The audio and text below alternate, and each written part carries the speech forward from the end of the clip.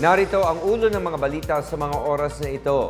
Malacanang nanawagan sa mga lokal na pamahalaan na gawing mas madali at mas mabilis ang pagbiyahe ng mga sasakyang nagluluwas ng pagkain. Department of Migrant Workers nangako ng tulong at hustisya para sa dalawang overseas Filipino worker na hinostage at pinatay sa Lebanon. Bilang ng mga lumalabag sa mga local ordinance sa Metro Manila bumaba sa ilalim ng Safer Cities Initiative ng Philippine National Police.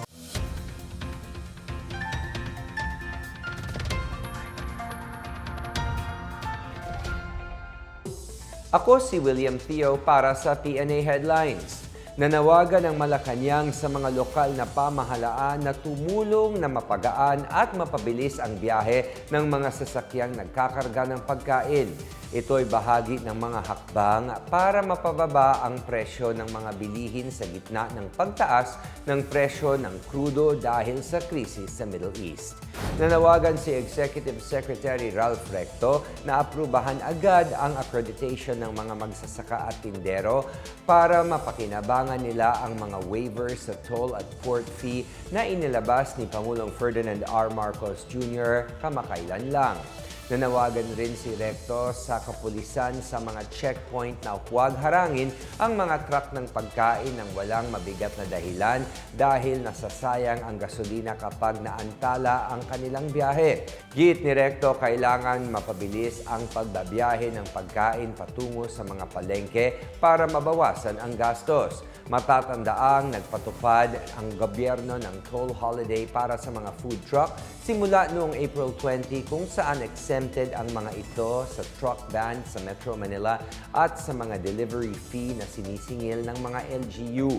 Binuksan din ng Department of Agriculture ang Food Lane Program kung saan may mga espesyal na daanan para sa mga sasakyang nagdadala ng pagkain papunta sa mga pamilihan. Mahigit 1,100 truck ang accredited ng programa at nakakapagluwas ng hanggang 7 milyong kilo ng pagkain araw-araw. Ginawa namang piso ang singil ng Philippine Ports Authority sa Ro-Ro Terminal fee ng mga sasakyang may kargang agricultural cargo mula sa dating 516 pesos habang tinapyasan ng Maritime Industry Authority ang regulatory fee sa mga tumatawid sa mga isla ng hanggang 75%. Samantala, nangako ang Department of Migrant Workers or DMW ng agarang tulong para sa mga pamilya ng dalawang overseas Filipino worker na hinostage at pinatay ng kanilang employer sa Beirut, Lebanon noong 15 ng Abril. Ayon sa DMW, nakilala ang dalawang OFW bilang mga household service worker na matagal nang nagtatrabaho sa bahay ng suspect. Naaresto na ang employer na bumaril sa kanila at kasalukuyang nasa kustodiya ng mga pulis. Sa utos ni Migrant Workers Secretary Hans Leo Kakdak, inaasahang bibisita sina Undersecretaries Bernard Olalia and Felicitas Bay sa mga pamilya ng mga nasawi para magpaabot ng kanilang pakikiramay. Nakikipagtulungan naman sa mga otoridad ang Migrant Workers Office at ang Embahada ng Pilipinas sa Lebanon habang inihahanda ang pagsampa ng kaso laban sa suspect. Ayon pa sa DMW, tutulong ang gobyerno sa agarang pag-uwi ng mga bangkay ng mga biktima at sa paglalabas ng mga nakatakdang benepisyo para sa kanila.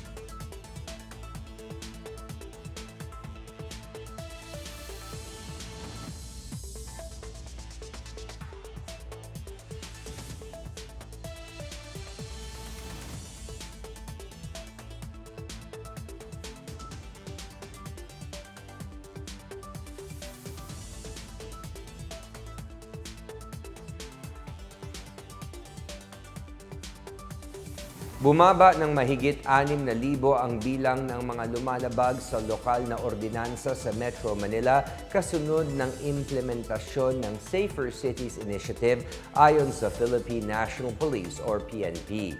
Sa inilabas na datos ng ahensya, bumaba sa 6,514 ang bilang ng mga violator noong April 19 mula sa 13,139 noong April 7. Ayon kay PNP spokesperson Randolph Tuanyo, ang pagbaba ng kaso ay resulta ng lumalawak na kamalayan ng publiko hinggil sa kahalagahan ng disiplina at pagsunod sa mga umiiral na patakaran sa komunidad.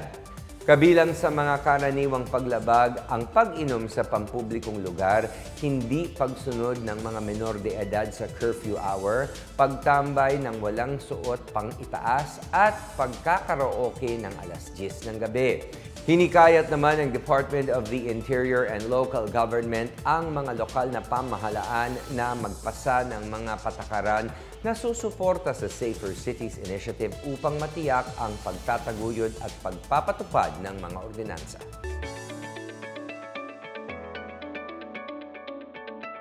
At sa ating balitang pangkalakalan, umabot na sa 7.3 billion pesos ang nailabas na loan amortization refunds ng Government Service Insurance Corporation or GSIS sa ilalim ng Balik Ginhawa Program para sa mahigit 525,000 na mga miyembro at pensioners simula noong April 20. Sakop ng payout ang mahigit 525,000 approved applications mula sa lagpas 598,000 na natanggap ng ahensya. Patuloy ang GSIS sa pagpoproseso ng mga natitirang account. Inatasan na rin ng ahensya ang partner banks nito na i-credit sa mga account ang refund kung saang inaasahang papasok ito sa mga susunod na araw. Katumbas ng refund ang hanggang 3 buwang amortizations mula December 2025 hanggang February ngayong taon. Ayon kay GSIS President and General Manager Vic Veloso, patuloy na sumusunod ang ahensya sa direktiba ni Pangulong Marcos Jr. upang makapagbigay ng agarang tulong sa mga miyembro at pensioner. Mananatiling voluntaryo at bukas ang pag-a-apply sa programa hanggang October 31, 2026. Samantala, isang night market ang binuksan sa Bacolod City na naisuportahan ang kabuhayan ng mga lokal na tindero sa gitna ng tumataas na cost of living. Ayon sa pamahalaang lungsod ng Bacolod, magbubukas ang mga street stall araw-araw mula 4:30 ng hapon hanggang hating gabi. Halos 90 stalls ang makikita sa night market na nagtitinda ng pagkain, gamit sa bahay, mga souvenir at pre-loved clothes. Naglabas din ng ordinansa ang pamahalaang lungsod para sa mga patakaran ukol sa pagtatayo at pamamalakad sa mga night market sa lugar.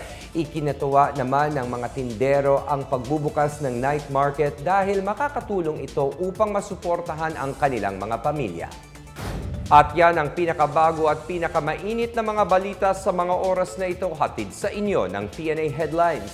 Para sa iba pang mga balita at impormasyon, bisitahin lamang ang aming website pna.gov.ph o ang aming Facebook at X account na Philippine News Agency. Mapapanood din ang PNA Headlines sa pamamagitan ng link sa website ng News and Information Bureau, sa ilalim ng PNA News at sa YouTube account ng Philippine News Agency. Ako po si William Theo at ito ang PNA Headlines, naghahatid ng mga balitang nagbubuklod sa bagong Pilipinas.